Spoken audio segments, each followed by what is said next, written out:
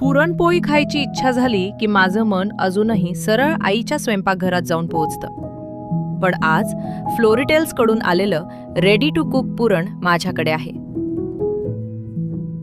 आज काय बनणार हे लगेच ठरलं.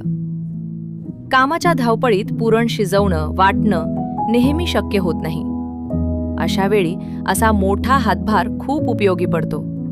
स्पेशली वर्किंग विमेनसाठी तर खूप युजफुल प्रॉडक्ट आहे असं मला वाटतं.